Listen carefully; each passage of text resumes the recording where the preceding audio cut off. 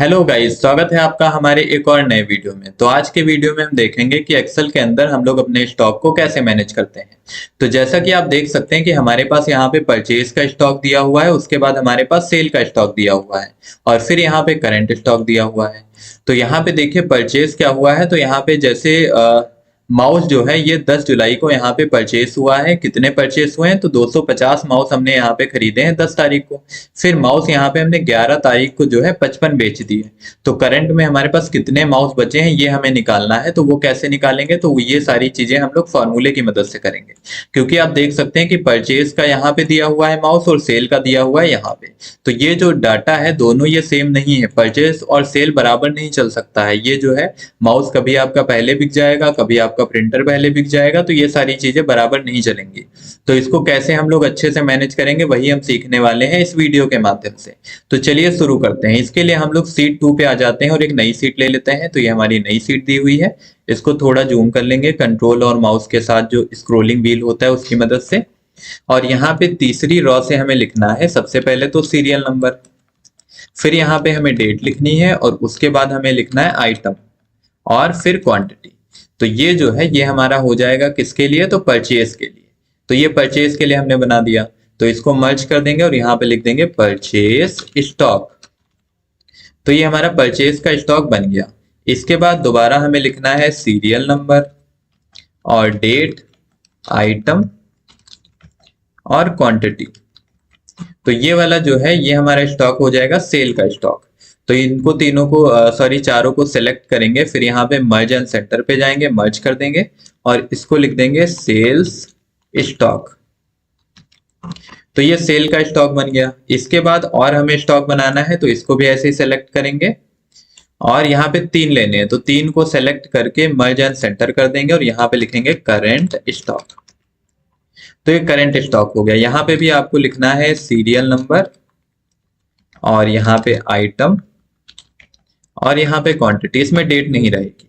तो ये चीजें हमने बना ली और ऊपर वाली जो लाइन होगी इसको पूरा सेलेक्ट करेंगे और इसको भी मर्ज एंड सेंटर कर देंगे और यहाँ पे हमें लिखना है स्टॉक मैनेजमेंट। तो ये स्टॉक मैनेजमेंट हो गया। अब इसको सेलेक्ट करके जो है इसका साइज बढ़ा देंगे और इसको बोल्ड कर देते हैं, उसी के साथ फॉन्ट को चेंज कर देंगे। तो ये फॉन्ट सही लग रहा है। बाकी आपको जो कलर देना आप यहाँ से कलर दे सकते हैं।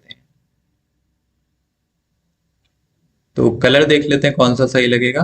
तो जो कलर आपको यहाँ पे ठीक लगे अपने हिसाब से आप वो अप्लाई कर सकते हैं। काफी सारे कलर दिए, ये वाला ले लेते हैं। तो ये ठीक है। अब परचेस वाला है तो इसको कर देते हैं ग्रीन। तो यहाँ पे कलर पे जाएंगे और ग्रीन कलर दे देते हैं। सेल के लिए रेड कलर दे देते हैं। ये हमारा रेड कलर हो गया। इसके बाद जो करंट होगा उसको कोई भी कलर दे सकते हैं, जैसे येलो कलर दे देते हैं। तो ये येलो कलर हो गया हमारा करंट स्टॉक के लिए। अब ये जो हेडिंग होंगी इनको सेलेक्ट करके बोल्ड कर देंगे और इसी के साथ जो है हम लोग जितना डाटा हमें चाहिए उतना सेलेक्ट करके यहाँ पे बॉर्डर दे देंगे और उसी के साथ जो आपको कलर देना दे सकते हैं। तो यहाँ पे हम लोग परचेज के लिए जो है ग्रीन कलर देंगे, लाइट ग्रीन। तो यहाँ पे ये कलर सही है। सेल के लिए रेड कलर देंगे, वो भी लाइट रेड। तो यहाँ पे जाके हम लोग लाइट रेड कलर यूज कर देंगे। तो लाइट रेड ये सही है। फिर करंट स्टॉक में येलो कलर, तो यहाँ पे येलो नहीं है, ऑरेंज है। तो ब्लू कर देते हैं, कोई दिक्कत वाली बात नहीं है। लाइट ब्लू कर दिया, ठीक है। तो अब हम लोग सीरियल नंबर लिख लेते हैं। तो सीरियल नंबर 1 हो गया, 2, 3, 4, 5, 6, 7, जितने आइटम आपको लेने हैं आप यहाँ पे लिख सकते हैं। उसके बाद डेट लिखनी है तो डेट कर देते हैं 10/07 और 25। तो ये डेट आ गई। अब इसको किनारे पे पकड़ के अगर नीचे तक खींचेंगे तो बाकी सबकी डेट जो होंगी वो अपने आप आ जाएंगी। तो ये 10 के बाद 11, 12, 13 ऐसे करके सीक्वेंस में डेट आ जाएगी। तो अब हम लोग यहाँ पे आइटम लिख लेते हैं। तो आइटम लिखने के लिए यहाँ पे जो भी आइटम है आप लिख सकते हो, जैसे माउस हो जाएगा, कीबोर्ड हो जाएगा और प्रिंटर, उसके बाद रैम कर देते हैं, यूपीएस कर देते हैं और जो भी चीजें आप लिख सकते हैं, जैसे मॉनिटर हो गया। ठीक है, तो ये मॉनिटर हो गया। उसके बाद सीपीयू। तो ये हमारे जो है आइटम हो गए। अब इनकी क्वांटिटी लिखनी है। जितनी क्वांटिटी आपको लिखनी है आप लिख सकते हैं। जैसे 250 कर देते हैं, यहाँ पे 250 और इसको नीचे तक खींच दिए। फिर अगला सीरियल नंबर तो ये भी 1 2 और इसको भी सेलेक्ट करके ड्रैग कर सकते हैं, तो ये बाकी आ जाएंगे। अब आपको डेट लिखनी है तो डेट आप यहाँ पे लिख दीजिए, जो भी डेट रखनी है, जिस डेट में आपका सेल होगा वो डेट आपको लिखनी है। तो यहाँ पे सेम डेट ले लेते हैं हम लोग, 2025। अब इसको जो है नीचे तक ड्रैग। अब आइटम लिखने हैं तो आइटम लिख लेते हैं। जैसे कीबोर्ड पहले सेल हुआ तो कीबोर्ड को दिखा देंगे।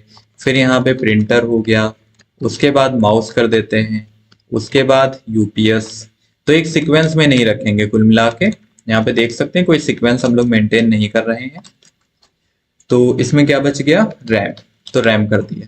तो यहाँ पे सीक्वेंस नहीं मेंटेन कर रहे हैं, सीक्वेंस मेंटेन करेंगे तब चीजें आसान रहती हैं कि इसमें से इसको आप डायरेक्ट माइनस कर सकते हो, पर यहाँ पे सीक्वेंस नहीं मेंटेन करेंगे क्योंकि आप रियल लाइफ में अगर आप करोगे इसको तो वहां पे क्या होगा, वहां पे सेम चीज नहीं सेल होगी। जैसे आज की डेट में अगर हमने माउस खरीदा है तो कोई जरूरी नहीं कि आज की डेट में ही माउस बिके, कीबोर्ड भी बिक सकता है, कुछ और भी बिक सकता है, माउस भी बिक सकता है। तो वो चीजें जो है हम लोग यहाँ पे ऑटोमेटिक लाएंगे, तो तभी हम लोग जो है सीक्वेंस नहीं रखेंगे, मतलब बिल्कुल सेम टू सेम नहीं रखेंगे। माउस को यहाँ पे पहले लिखा है पर यहाँ पे कीबोर्ड को पहले लिख दिया है। तो अब क्वांटिटी कितना सेल हुआ, तो कीबोर्ड देखिए हमने 250 लिया था जिसमें से हमारा 120 जो है सेल हो गया। बाकी के लिए भी जो है हम लोग यहाँ पे क्वांटिटी लिख लेते हैं, जितना जितना सेल कराना है। तो ये हो गया। अब सीरियल नंबर दोबारा लिखेंगे 1 2 3 4 5 6, आप लिख सकते हैं, ड्रैग भी कर सकते हैं। अब आइटम, अब आइटम आप कोई भी ले सकते हैं इसमें, चाहे आप सीक्वेंस में रखें चाहे आप बिना सीक्वेंस के रखें, कोई दिक्कत वाली बात नहीं है। तो कीबोर्ड हो जाएगा, प्रिंटर हो जाएगा, उसके बाद रैम, यूपीएस, मॉनिटर, सीपीयू। अब हमें क्वांटिटी लिखनी है, तो क्वांटिटी लिखने के लिए जो है हम लोग लगाएंगे फॉर्मूला। जैसे कि अगर यहाँ पे बात की जाए माउस की, तो माउस हमने खरीदे थे 250, जिसमें से हमने सेल कितने किए हैं, तो सेल किए हैं 154। तो कितना बचा वो हमें यहाँ पे लिखना है।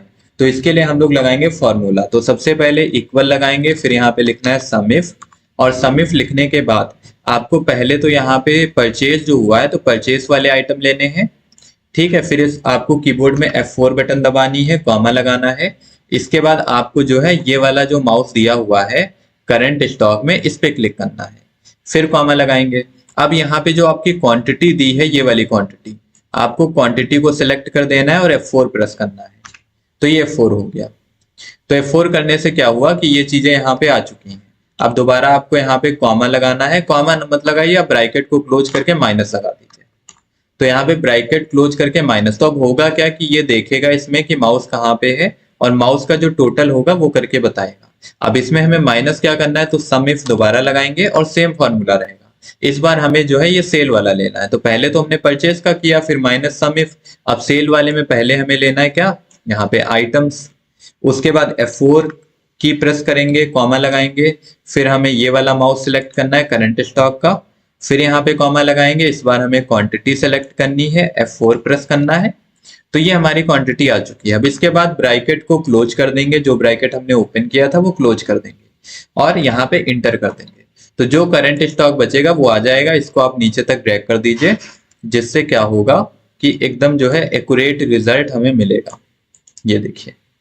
तो अभी एक बार हम लोग मैन्युअली देख लेते हैं। जैसे माउस की बात करें तो माउस हमने कितने खरीदे, तो माउस हमने 250 खरीदे, जिसमें से कितने सेल हुए हैं, तो माउस सेल हुए हैं 154।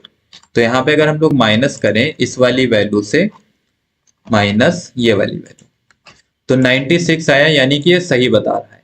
अगर ये सेम होते, जैसे यहाँ पे भी माउस है यहाँ पे भी माउस है, तो डायरेक्ट आप माइनस लगा के कर सकते थे। पर अगर आपको आइटम देख के फिर चीजें करनी है तो वहां पे जो है आपको दिक्कत हो सकती है। तो उसके लिए हम लोग सम इफ फॉर्मूले का यूज करते हैं। तो यहाँ पे सम इफ लगा हुआ है, डबल क्लिक करके आप इस फॉर्मूले को देख सकते हैं।